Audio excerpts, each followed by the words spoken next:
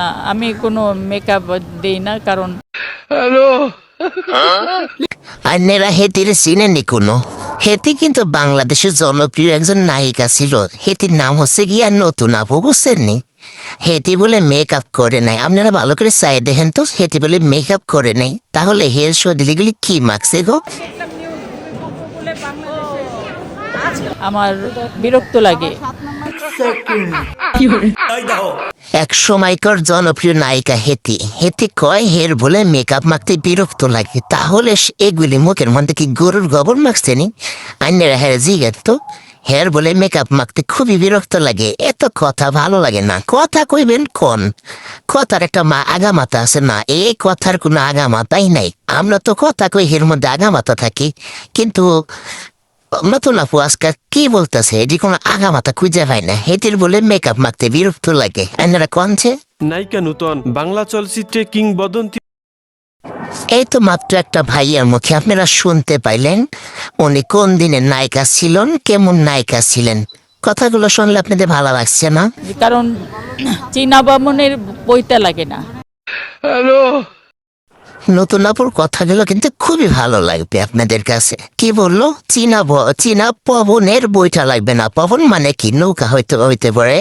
তো উনি আর কি সবার পরিচিত, বা আগের দিনে চীনা পবন, এটাই কিছু বললেন আপনারা। কথাগুলো মনোযোগ সহকারে শুনবেন, বুঝেননি? হ্যাঁ, চীনা যাকে চিনে তার কিন্তু পইতে লাগে না। দর্শক যাকে চিনে তার নাকি পইতে লাগে না। আচ্ছা, পইতে জিনিস কি? আমি তো শহরে থাকি, পইতে জিনিসটা আমি বুঝি নাই। আমার একটু কইবেন সে? কিন্তু আমি যে আজকে মেকআপ দেই নেই, কিছু দেই নেই, তাহলে আজকে কিন্তু আমার কলেজের আফু মেকআপ মাহায় নাই, বুঝেননি? মেকআপ মাহাইলে আমার আফুরা দিন আর কত সুন্দরী লাগবে, বুঝেননি?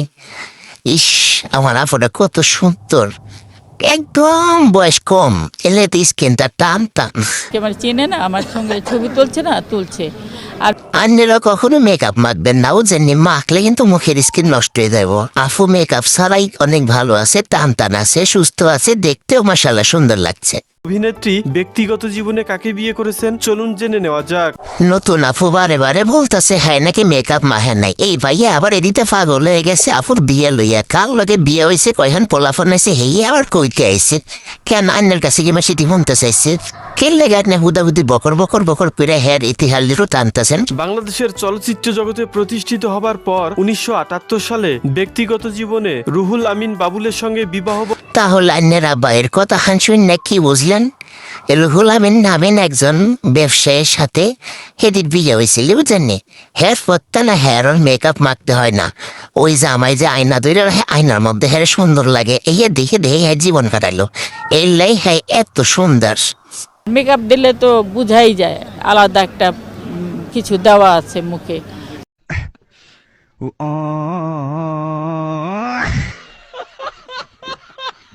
আমি বারবার আপনাকে কইতাছি নতুন আপু মুখে মেকআপ মাহে নাই। হের পর দান্নারা জোর করে হের মুখের তোলা শুনতে চাইতেছেন হ্যাঁ মেকআপ দিছে কি না। হ্যাঁ কিন্তু বিরক্ত হয়ে যেতেছে, চিন্তা যেতেছে।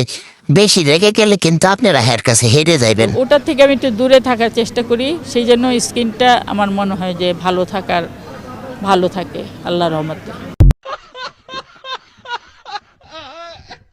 চলচ্চিত্র পুরস্কার অর্জন করেন। 2015 সালে আজীবন সম্মাননা বিভাগে তাকে বাংলা সিনে অ্যাওয়ার্ড প্রদান করা হয়। কম মেকআপ করছেন দেখে আজকে সে অ্যাওয়ার্ডও পেয়েছে। দেখেন, বেশি মেকআপ করলে কিন্তু হেয়ার স্কিনটা নষ্ট হয়ে যেত, হ্যাঁ অ্যাওয়ার্ডগুলো পেত না, পুরস্কারগুলো পেত না। এটাই যে আমার একটা ভাইয়ার মুখের কথা।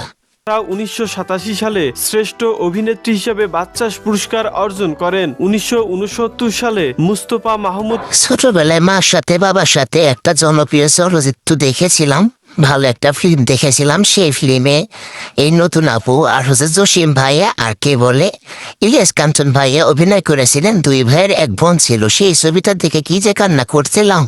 সেই ছবিতেই নতুন আপু মারা গিয়েছিল, শয়তানরা তাকে মেরে ফেলেছিল। পরিচালিত নতুন প্রভাত চলচ্চিত্রের মাধ্যমে অভিনয় ক্যারিয়ার জীবন শুরু করেন নায়িকা নূতন। তার আসল নাম ফারহানা আমিন রত্না। নূতন নায়িকা নতুন আপুর আসল নামটা শুনে নিলেন তো?